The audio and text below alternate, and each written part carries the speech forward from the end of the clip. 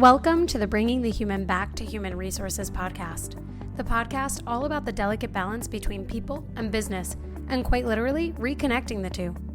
My name is Tracy Rubin, and I've spent nearly my entire professional career in HR. Join me as I share stories, opinions, and words of advice with you each week. Hi, everyone. Welcome back to the podcast. Thank you so much for being here for another week. You know what to do. Don't forget to rate, review, and subscribe wherever you are listening to or watching this podcast. Now, I just want to give a few updates because I feel like it's been a little while since, I've been on here solo. I've had so many guest episodes. I can't honestly remember the last time it was just me and you in an episode. So the first update is that I am not going to release an episode for the last 2 weeks of December. So after this episode, after you listen to this one, there will be 2 more for the year. And then I'm going to take some time off from everything, the podcast and my full-time job, basically for the last 2 weeks of December. So that means that there are 2 more episodes after this one that you can anticipate listening to. And then I hope that you all are taking time and giving back time to yourselves this holiday season, whatever you celebrate, whether you celebrate anything or not. Take the time. I have definitely talked about that before, that it doesn't matter if you have an event, something to celebrate, whatever, you should take the time because taking time off is so important. And I say that after coming back from a little Thanksgiving break, and it was really quite nice to take the time off. But now I'm just kind of, I'm ready for my next vacation. It's only, I guess, technically 2 to 3 weeks away, but it's funny how that works out, right? I'm not really a Sunday scaries kind of girl. I don't usually get that, but I definitely had the Sunday scaries last night and maybe this morning as well. But anyway, I wanted to talk about something that is probably top of mind to 99% of people, and that is having conversations with our managers that could be challenging, and especially conversations with our managers who maybe we don't have the best relationship with, or maybe managers that are really difficult to connect with. And I bring this up because actually I've been getting so many DMs about how to navigate situations like this, situations where our managers are maybe just a personality clash, right? And there's a conflict there, and that, maybe there's a lack of seeing eye to eye consistently or what have you. But I've also received DMs about people just feeling totally helpless when it comes to actually having conversations with their managers because they're too afraid of making waves and, starting a quote unquote fight, or they're too nervous about the way it might make them look, or not saying the right thing, or saying too much or saying too little. So that's what we're going to talk about today. And I hope that you walk away from this episode feeling like you have a couple more tools in your tool belt, some more resources, and, more reasons to have conversations openly with everyone, not just your manager, but openly with everyone that you work with, people in your lives, across your life, whether it's work or personal, because actually communication is really, really important. And I can't honestly say that I've always been a good communicator, because I have not always been a good communicator. And if you ask my husband when he's mad at me, he might say I'm never a good communicator because, that's how it goes, right? The people that we are closest to, the people that we work with the most, like our bosses, our coworkers, they know us best. They see us at our best. They see us at our worst. And, sometimes we don't communicate well. Sometimes I still don't communicate well. However, there are things, I should say, that ensure that I communicate to the best of my ability each time. And that is through preparation. There is no better action or time spent that you can do to help you in a situation to communicate better or to prepare for a better conversation than to prepare. So when you are dealing with or preparing to deal with or have a conversation with someone who might be difficult, maybe they argue with you, maybe they're defensive, Maybe they put it back on you, right? Everyone's starting to think about that person in their lives that does this to them. And it might be the person closest to you. That's okay. We are all human and we all come with our flaws. And it's about the flaws that we accept from one another that allow us to be that human being, right? So let's say you have this person in your life. Let's say it's your manager. You cannot start a conversation without your facts. You have to get your facts gathered. You got to be a bone collector, as they say on Real Housewives of Atlanta. Get all of the facts, get all of the information that you have so that you can present it to the person that you're preparing to speak to. So if this is your manager and maybe there's a situation where you felt like they just undermined you, right? And they maybe it was a conversation with someone on your team, or it was a conversation as a team, and they undermined your leadership, or they, I don't know, did something to make you feel like your leadership didn't matter, or that your voice wasn't heard, right? Or wasn't appreciated. You're not going to walk away from that situation feeling so good, but it's really important that you do walk away from that type of conversation or situation being prepared to address it. The best thing that you can do in situations like this, where you're, confronted with having to deal with someone that can be challenging in this way, or do this in certain situations, is that you must address it. When you don't address it, all it does is send that silent signal that everything is fine. And if you don't address it prepared, then it leaves this window of opportunity for a little bit of chaos mixed with a little bit of denial and defensiveness, sprinkled with potentially some a level of defensiveness that puts it back on you. And then you walk away feeling potentially a little bit worse. So the best thing that you can do when you walk away from a situation that you did not feel good leaving is that you write down what happened. So let's say you're in this meeting, your manager does something to undermine you, and you don't like it. Write down in your phone or your notebook. This is not to catch the person. This is to remember how you feel and what happened, because I can tell you firsthand, if you don't write it down, you will probably not remember it correctly or exactly as it made you feel, or I should say accurately. So write it down, jot down the notes, like, maybe there's specific quotes or things that really upset you or made you feel some kind of way, and you write those things down, and then you write how you feel: angry, mad, scared, upset, whatever those adjectives are. And when you're prepared, or that you have a conversation coming up with your manager, you need to prepare to have this conversation. So what do you do to prepare? My first piece of advice is you either go old school, you take out a pen and paper, or you type it into a document and you list out what your goal is. What is your goal from the conversation when you leave the conversation? Is it to have your boss apologize to you? Is it to never have that happen again? Is it to feel heard, to feel seen, to be thanked for your work? Whatever the goal is, right? Write that down. Keep that at the top of your page, because that goal, that is your anchor goal, and you need to keep that in sight so that you do not get emotionally charged in the conversation when you are having really a discussion with someone that can be difficult based on this example, and things can get emotionally charged. So keep that goal at the top of your sheet. The second thing that you can do is list out those things that from the week prior or month prior, or maybe even the day prior, that those situations, those quotes, the way you felt, list that out. But also now you've taken a step back, right? Now you're thinking through the way that those things made you feel and what was said. So you're looking at this situation with a bit of a different perspective. You're not emotionally charged. Hopefully you're looking at things maybe a little bit more logically, level-headedly, and with a clear mind.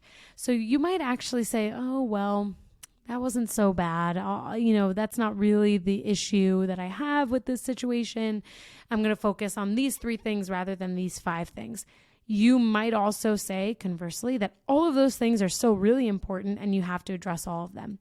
So you list those out, be really clear so it's easy to kind of read off of. And I know that this might sound corny or cheesy or lame, but it is truthfully the best way to go into a conversation that is anticipated to be difficult and to feel in control of your emotions, in control of your feelings and your thoughts, and with to be able to have some sort of like predictable outcome.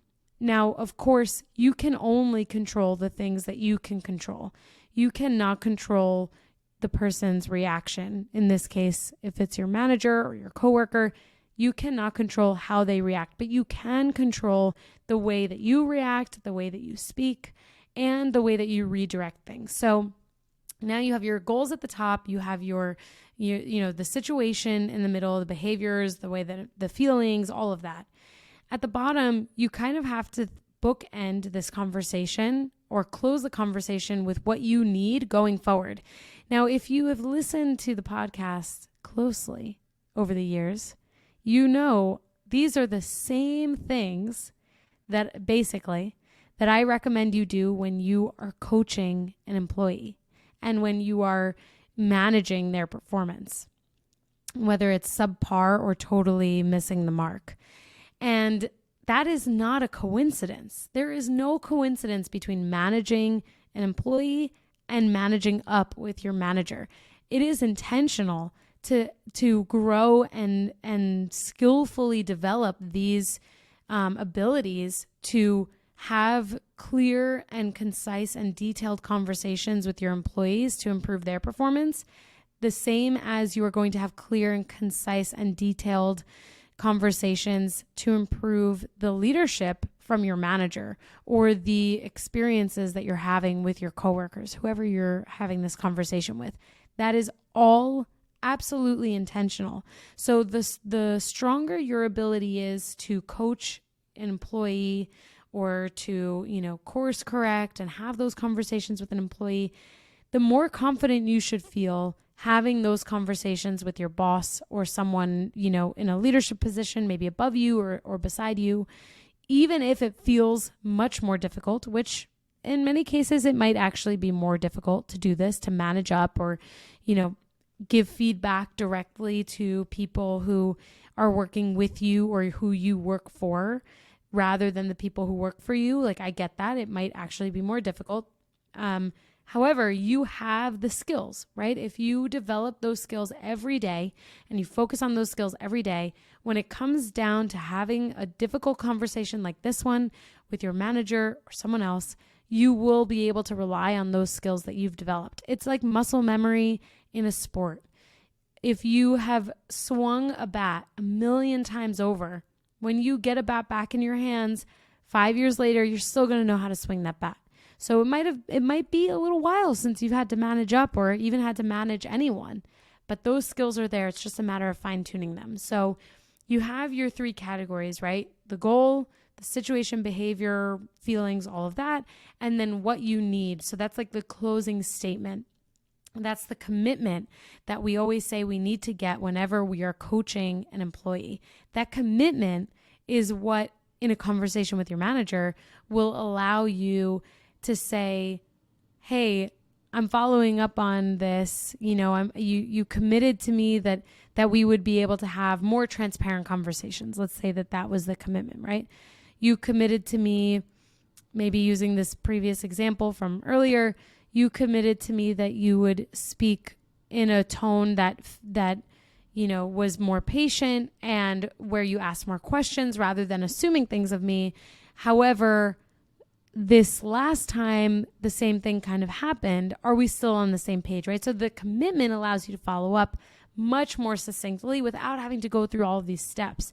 The commitment also allows you to use positive reinforcement. So if you have received this commitment from your manager after managing up and having that difficult conversation with them, and they do something that makes you feel really good because of that commitment that they've made to you, then in your next one-on-one or touch base with them, you can actually say, hey, I really appreciated when you did X, Y, and Z, when you spoke so transparently to me, when you spoke so kindly to me and you asked me those questions. It really made me feel supported and appreciated and a part of this team. Like, that's a great way to use that commitment to drive more positive and continuous, consistent commitments from the person that you're connecting with or communicating with.